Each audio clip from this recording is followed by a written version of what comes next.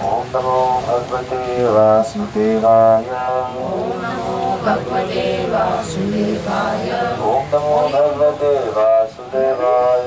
ओम नमो भगवते वासुदेवाय। नारायणं नमस्कृत्य नारायणं नमस्कृत्यं नरं चैव नरोत्तमं नरं चैव नरोत्तमं देवीं सरस्वतीं व्यासं देवीं सरस्वतीं व्यासं ततो जयमुदीरये। ततो जयमुदीरये। अष्टप्रायेषु भद्रेषु नष्टप्रायेषु अभद्रेषु नित्यं भागवत सेवया नित्यं भागवत सेवया भगवति उत्तम श्लोके भगवती उत्तम श्लोके भक्तिर्भवति नैष्ठिकी। भक्तिर्भवति नैष्ठिकी।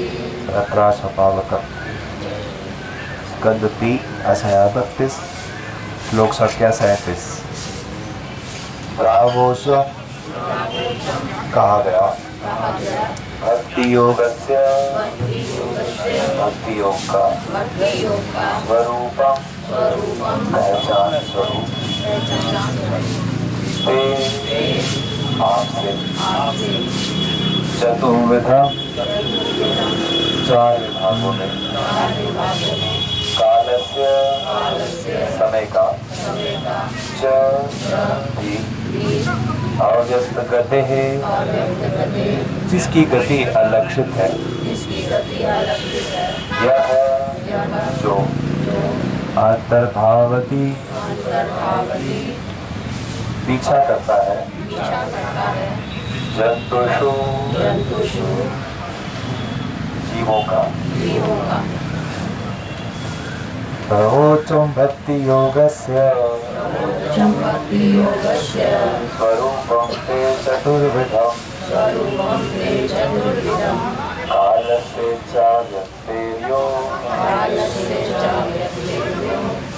अंतर्भावति जन्तुषु। हे माता, आपसे मैं भक्ति योग तथा 4 विभिन्न आश्रमों में इसके स्वरूप की व्याख्या कर चुका हूँ। मैं आपको यह भी बता चुका हूँ कि शाश्वत काल किस प्रकार से जीवों का पीछा कर रहा है, यद्यपि यह उनसे अदृश्य रहता है। तात्पर्य भक्ति योग की प्रक्रिया है प्रधान नदी है जो परम सत्य स्वरूप साधक की ओर बह रही है और यहाँ पर वर्णित सभी विधियाँ उसकी सहायक विधियाँ हैं। भगवान श्री कबीर भक्ति योग की महत्ता का सार संक्षेप दे रहे हैं, जैसा कि पहले बताया जा चुका है। भक्ति योग 4 विभागों में विभक्त है। 3 तो भौतिक प्रकृति के गुण के रूप में है और चौथा अध्यात्म है जो भौतिक प्रकृति के गुणों से अछूता है। भौतिक प्रकृति के गुणों के साथ मिला हुआ भक्ति योग भौतिक अस्तित्व का एक साधन है, जबकि कर्म पद की इच्छाओं से रहित तथा ज्ञान योग के प्रयाग से रहित शुद्ध भक्ति दिव्य भक्तिमयी सेवा है। तो 4 विभिन्न प्रकार की भक्तियों के बारे में कपिल मुनि जो है पीछे बता चुके हैं। एक हो गई तामसिक भक्ति। तामसिक भक्ति यानी कि जो हिंसा के प्रयोजन से की जा रही है या दिखाने के लिए की जा रही है, तो ऐसी भक्ति तामसिक है। राजसिक भक्ति हो गई जो कि विषयों की लालसा के कारण या ऐश्वर्य प्राप्त करने के कारण की जा रही है, वो राजसिक भक्ति हो गई। और सात्विक भक्ति हो गई जो कर्म फलों से छूटने के लिए या मुक्ति की बात अभिलाषा के लिए की जा रही है। और दिव्य प्रेम भक्ति कौन सी हो गई, इसमें केवल एक प्रयोजन है कि हमें भगवान को प्रसन्न करना है। तो ये 4 प्रकार की भक्तियों का वर्णन कबीर महाराज ने, कबीर भगवान ने किया है। तो ये जैसे जैसे हमारा स्वभाव है, हमारे मन में जो जो इच्छाएं हैं वैसी वैसी भक्ति हम कर रहे हैं। अगर हमारे मन में ज़्यादा दिखावे की इच्छा है तो हम अभी तामसिक भक्ति ही कर रहे हैं। इसका मतलब ये नहीं है कि मांगना है भाई हमने ये हमें दे दो, ऐसा नहीं है कि मांगना है, लेकिन यह है कि स्वाभाविक कैसी इच्छा हमारे हृदय में है। ये कई सारी इच्छाएं, कई सारी भावनाएं हमारे हृदय में है कि हाँ दिखावे के लिए करना है, क्या भौतिक ऐश्वर्य चाहिए या भौतिक भोग चाहिए, भाई संसारिक इतना भोग तो चाहिए ही चाहिए, मान चाहिए, सम्मान चाहिए। तो ये सब जो है, और फिर ये भावना भी है ही कर्म फल ना बढ़ जाए, कर्म फल से छुटकारा भी चाहिए। और मुक्ति का भी सोचते हैं कि हाँ भाई ये सारे झंझट चल रहे हैं, बड़े कष्ट हो गया, इससे छूट जाए। तो बहुत सारे मिक्सचर्स हैं। और आगे जब आचार्य लोग इसका विश्लेषण करते हैं तो हर एक गुण के भी तीन प्रकार के विभाजन हो जाते हैं कि तमोगुण में भी 3 प्रकार की भक्ति, एक बिल्कुल बेकार, एक थोड़ी बेटर, एक उससे बेटर। फिर रजोगुण में भी 3 प्रकार, सत्वगुण में भी 3 प्रकार। तो ऐसे करके अलग अलग स्तर हो सकते हैं, इसको कह सकते हैं कि हमारी जो जो इच्छाएं मन में है उसी के अनुसार। लेकिन हमें प्रयास किसका करना है, हमें चौथी जो शुद्ध प्रेम भक्ति है उसका अभ्यास करना है और बार बार अपने मन को क्या याद दिलाना है कि नहीं, हमें ऐसी कोई भी इच्छा नहीं रखनी है, हमें भगवान की सेवा की इच्छा रखनी है। जो भी कोई दूसरी इच्छा आए उसको भगवान की सेवा की इच्छा से आच्छादित कर दो, ढक दो। कोई भी इच्छा आ रही है नहीं, ढक दो कि नहीं भगवान की सेवा के लिए ऐसा करना है। धीरे धीरे जिसको कहते हैं आरोप सिद्ध भक्ति। आरोप सिद्ध भक्ति यानी कि वो भक्ति है नहीं लेकिन आपने जबरदस्ती उसमें भक्ति का नाम डाल दिया। तो ऐसे करने से भी भगवान उसको स्वीकार कर रहे थे कि गई ये प्रयास कर रहा है। आगे भागवतम में 5वें श्लोक में एक बहुत अच्छा श्लोक इस बारे में ये भी है कि मतलब मैं उस श्लोक का संख्या भूल गया, लेकिन उसमें है कि कोई कर्म उल्टा सीधा कैसा भी जैसा ऐसे बैठ के टांग मिला रहे हैं। अब ये क्या है, इसको ऐसे कर्मों कर्म कल्प कहते हैं, इनका कोई प्रयोजन नहीं होता, बस हो रहे हैं किसी आदत के कारण। तो कहते हैं ऐसे कर्मों में भी अगर ये करते कह रहे ये भगवान को इसका फल समर्पित है कि मत भगवान पे लग जाए, हम इसलिए कर रहे हैं, ऐसा सोच लिया जाए जबरदस्ती, तो भगवान उसको भी स्वीकार कर देगा। भगवान हर तरीके से बस एक ही काम करना चाहते हैं कि हमारे ऊपर कैसे कृपा करें, कैसे कृपा करें। तो उस कृपा को करने के लिए ये सारी चीज़ें वो माता देवभूति के द्वारा हम सबको बता रहे हैं और ये भी बता रहे हैं कि किस प्रकार से काल जो है वो जीव का पीछा कर रहा है और अदृश्य रहता है, दिखता नहीं है कि काल आने वाला है, मृत्यु आने वाली है, लेकिन वो सबका पीछा कर रहा है और सब उसी के डर से भाग रहे हैं। तो ये कपिल महाराज भगवान माता से रिविजन कर रहे हैं। लोक संख्या 38 पढ़ते हैं। जीवस्य जीव की संस्कृति भौतिक संसार के मार्ग परवी ही अनेक अविद्या अज्ञान कर्म काल से निर्मिता उत्पन्न यासु इनमें अंग वे माता प्रवेश करते हुए आत्मा जीव नहीं वेद जाता है गति आत्मनः अपनी जीवस्य संस्कृतिर्बहिः अविद्या कर्म निर्मितः यास्वंग प्रविशन्नात्मा न वेद गतिमात्मनः। अज्ञान अथवा अपनी वास्तविक पहचान की निश्चिति में किए गए कर्म के अनुसार जीवात्मा के लिए अनेक प्रकार के भौतिक अस्तित्व होते हैं। हे माता, यदि कोई इस स्मृति में प्रविष्ट होता है तो वह यह नहीं समझ पाता कि इसकी प्रतियों का अंत कहाँ होगा। तात्पर्य, एक बार जब कोई इस भौतिक अस्तित्व में प्रविष्ट हो जाता है तो फिर उसमें से निकल पाना अत्यंत कठिन होता है। अतः पूर्ण पुरुषोत्तम भगवान स्वयं आते हैं या अपने प्रामाणिक प्रतिनिधि को भेजते हैं और श्रीमद् भगवत गीता तथा श्रीमद् भागवतम जैसे शास्त्र पीछे छोड़ जाते हैं, जिससे अज्ञान के अंधकार में भटकते जीव इन उपदेशों, साधु पुरुषों एवं गुरुओं का लाभ उठा सके और इस प्रकार से मुक्त हो सके। जब तक जीव को साधु पुरुषों, गुरु या भगवान श्री कृष्ण की कृपा प्राप्त नहीं होती तब तक इस भौतिक संसार या अंधकार से निकल पाना सफल नहीं होता। तो संख्या 40 एतत् फलाय उपदिशेत देना चाहिए नहीं अविनीताय अविनीत को कहिचित कभी नहीं स्तब्धाय घमंडी को न नहीं करनाय, दुराचारी को न नहीं एव निश्चय धर्मध्वजाय, दम्भियों को च एतत्फलाय प्रतिषेध विनीताय कर्हिचित् न स्तब्धाय न तिक्ताय नैव धर्मध्वजाय च। भगवान श्री कपिल ने कहा, यह उपदेश उन लोगों के लिए नहीं है जो ईर्ष्यालु है, अविनीत है या दुराचारी है।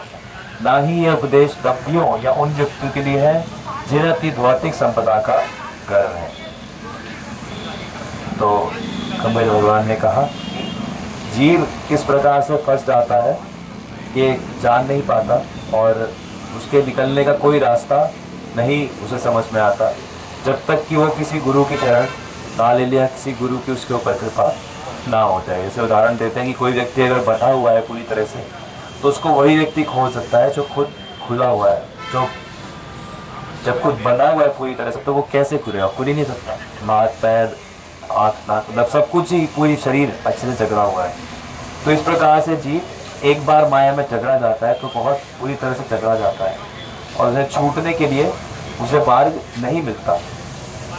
लेकिन ऐसा मार्ग वो लोग स्वीकार नहीं कर पाते जो लोग ईर्ष्यालु हैं, यानी कि जिनके हृदय में बहुत सारी ईर्ष्या भरी पड़ी है, या फिर अविनीत है।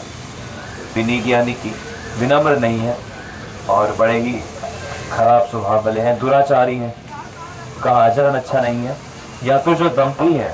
धर्मध्वजी शब्द का यहाँ पर प्रयोग किया गया। धर्मध्वजी का मतलब जो धर्म का दिखावा करते हैं, दम्भी है कि दिखावे के लिए धर्म करते हैं, या फिर दिखावे के लिए या किसी अन्य प्रयोजन से या किसी और लाभ के लिए आध्यात्मिक चीज़ों के प्रयोग करते हैं कि भाई वक्ता बन जाएंगे और इससे धन कमाना है। इस प्रकार से कई बार मानसिकता लोगों की हो जाती है। तो ऐसे लोगों के लिए ये आध्यात्मिक ज्ञान वास्तव में लाभ उनको नहीं देता, तो उनको ये उपदेश उनके लिए नहीं है। ये उपदेश उनके लिए है, किनके लिए है? जो इस भौतिक संसार से मुक्त होना चाहते हैं, या फिर जो थोड़ा सा समझ रहे हैं कि मैं कैसे फंसा हुआ हूँ, या थोड़ा सा समझ रहे हैं कि हाँ हमारे ऊपर भगवान की कृपा हो रही है और भगवान से हमें ईर्ष्या नहीं कर। तो इस प्रकार के जो लोग हैं उनको ये उपदेश हमें उन तक पहुँचाना है। और यही जो है वो मध्यम अधिकारी करता है। मध्यम अधिकारी क्या करता है कि भगवान का सम्मान करता है, भगवान की पूजा करता है, वरिष्ठ वैष्णवों का संग करता है, उसके शरणागत रहता है, जो अपने साथ के भक्त हैं उनके साथ मित्रता रखता है, जो स्निग्ध, जो शरीफ, जो अच्छे लोग हैं उनको भगवान के ज्ञान का प्रचार करता है, और जो ईर्ष्यालु द्वेषी लोग हैं उनसे थोड़ा सा दूरी बना के रखता है। हालांकि देखता है कि इनमें भी भगवान है, लेकिन फिर भी दूरी इस प्रकार से बना के रखता है कि इनका संग जो है वो हमारी ही भक्ति का नाश करने वाला है। तो इस प्रकार से यहाँ पर कपिल भगवान माता को उपदेश दे रहे हैं। आइए चर्चा आप करते हैं। जो किसी कोई प्रश्न पर चर्चा कर सकते हैं। आरोप सिद्ध भक्ति ऐसा होता है कि पैसे क्रियाएं जो सीधी सीधी भक्ति नहीं है, लेकिन आपने ज़बरदस्ती उनको भक्ति बना दिया। जैसे कुछ भी हो सकता है, गोलगप्पे खाने हैं, अब गोलगप्पे खाने आपकी इच्छा है, वो भक्ति नहीं है, लेकिन आपने ज़बरदस्ती इसको घर पे बना के भगवान को मुँह लगवा दिया और भाई हम भगवान का प्रसाद खा रहे हैं। तो ऐसी चीज़ें भी भगवान स्वीकार कर लेते हैं, तो इसके प्रारंभिक अवस्थाओं में ऐसी चीज़ें जरूर करते हैं, तो ठीक है। धीरे धीरे उनमें ऐसे बहुत सारी चीज़ें, बहुत सारी कई सारी चीज़ें, कहीं दाग देना है दे दिया, वहाँ दिख रहा है कि नहीं यहाँ अच्छा नहीं है, लेकिन ज़बरदस्ती देना पड़ रहा है, दे दिया, तो उसमें भी सोचते हैं कि चलो भगवान आपको इसका, अब दिया तो नहीं भगवान को, ना भगवान के भक्तों को दिया, लेकिन भावना कर दी कौन तक से भगवान ने आपको ही दिया बस। चाहे मन में जैसा भी हाँ, लेकिन भावना को उससे ढक दिया कि नहीं नहीं बर्बाद दे दिया, ऐसा सोच दिया, तो उससे भी वो दिए मुझे भगवान उसको देखते हैं, स्वीकार करते हैं, ठीक है। उसको आरोप से आरोप कर दिया, मतलब है नहीं पत्नी, लेकिन आरोप लगा, इतनी ये नहीं होती है। तो इस प्रकार वो पानी नहीं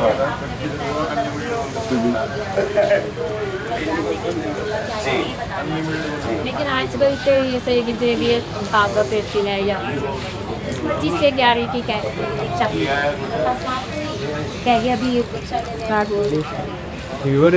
इसीलिए ये सब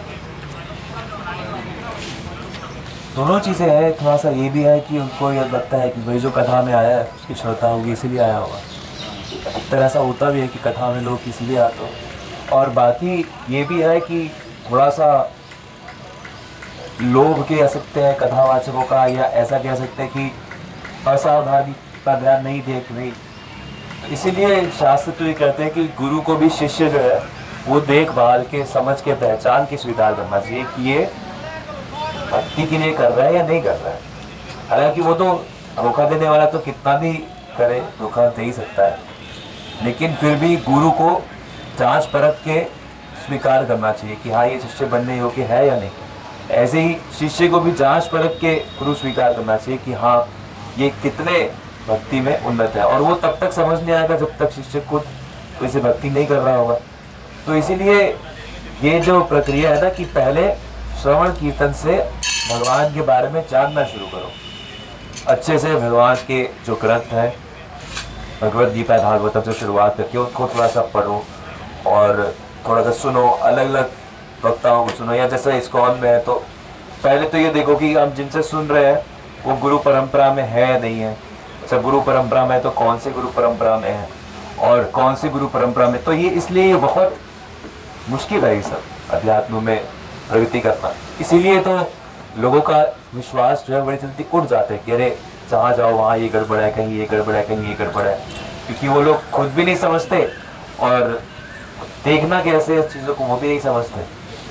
तो इसीलिए जब कृपा भगवान की हो जाए, कोई व्यक्ति भगवान का भक्त आपको सही में पकड़ ले या आप, तो भगवान की कृपा हो रही है, तब धीरे धीरे धीरे धीरे सब चीज़ें क्रियान्वित होती है। नहीं तो इसलिए कहा ना कि बड़ा मुश्किल है निकल पाना है। अपने प्रयासों से कोई व्यक्ति निकल ही नहीं पाता, बड़ा मुश्किल है जब तक कोई विशेष कृपा भगवान तक की ना।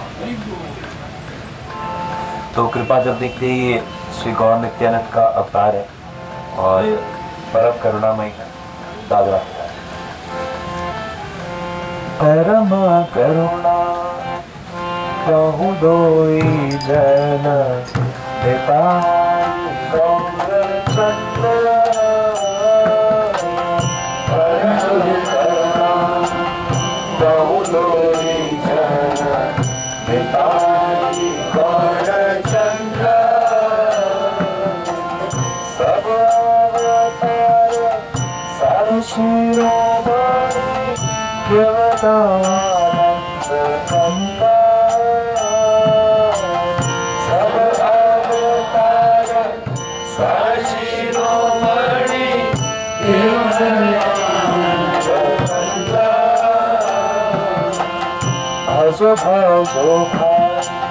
चैतन्य दीपाय सुदृढ़ विश्वास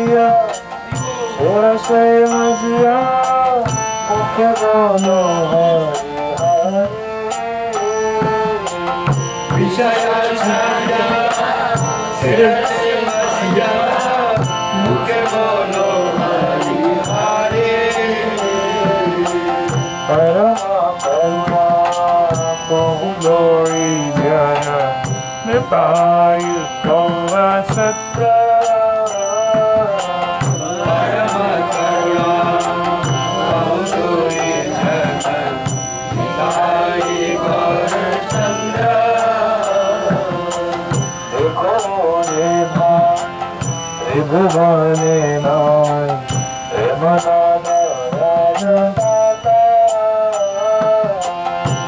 को में भाई शिव करने दाई मन दयाल दाता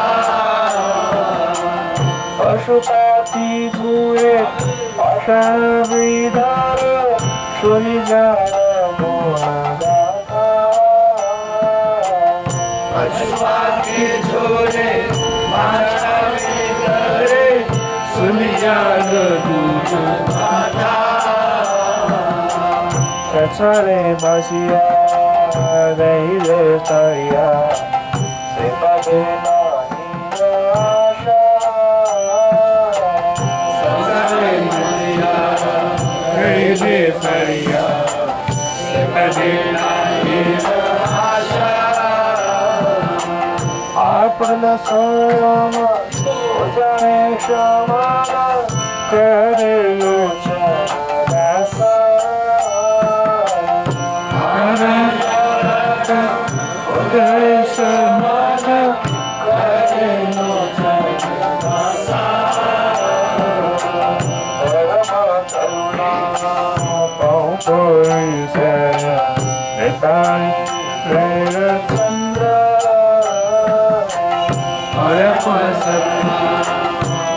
कोई